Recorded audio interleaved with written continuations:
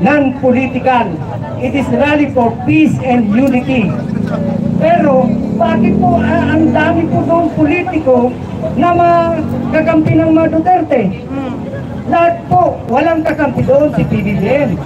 Ang doon ng si Tolentino, Partido Federal ng Pilipinas yon, pero maka-Duterte yun. Andun si Bato, si Bongo, si Robin Padilla, si Grico Biliga, at iba pa. Tapos sasabihin nila non-political. Hindi po yung non-political. Political rally yun para kay Marcoleta.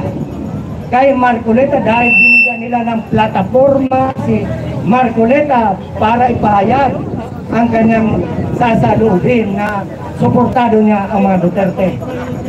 Kaya ako'y nananawagan, tayo po'y nagkaisa kahit po konti lang po tayo dito. Pero bukal sa kalooban natin, sa puso natin, na talagang dapat na ma-impeach si Sara Duterte Carpio. Kasi pag hindi po ito na-impeach, baka sa 2028, maging Pangulo po natin ito. Hindi ba kayo, papayag ba kayo maging Pangulo sa 2020 si Sara Duterte? Na isa pong meron po pong criminal na pag-iisip. Mamaya po, papakita po namin sa inyo. So, kaya dapat hindi na po ma-impeach, dapat po talaga siya para kahit barangay captain sa kanila pong lugar, hindi po siya makakandidato. Kasi yun po ang pag na-impeach ka, ay hindi ka na po makakandidato. Pero sabi nila, pwede naman kasuhan sa ombudsman. Ilalaban nyo kung sino ang ombudsman. Si Samuel Martires. Siya po'y appointee ni Rodrigo Duterte.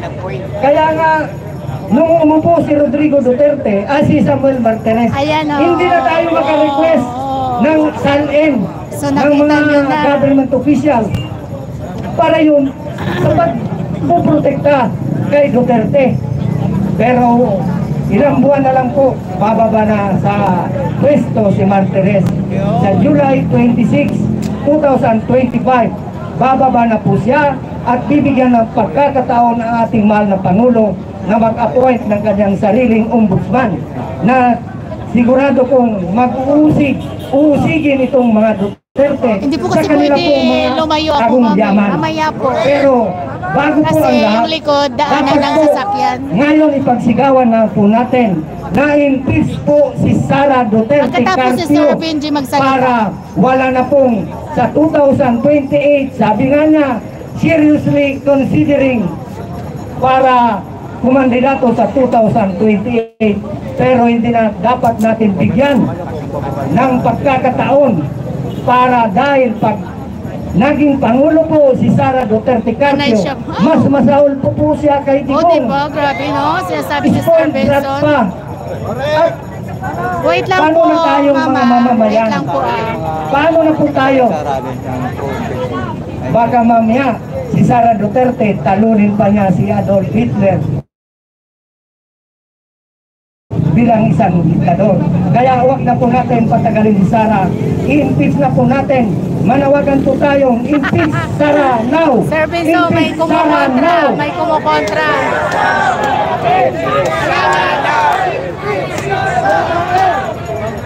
Kahit po ako, Baka Marcos, pero hindi po ako pabor sa opinion ni PBBM.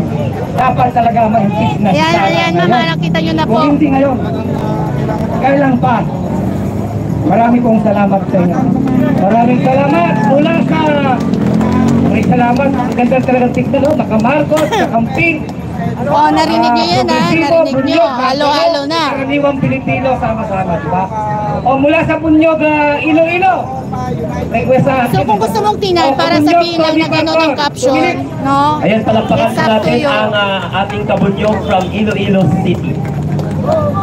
Magandang hapon sa lahat! Hindi nyo ba narinig yung sinasabi na gano'n, nagsama-sama na?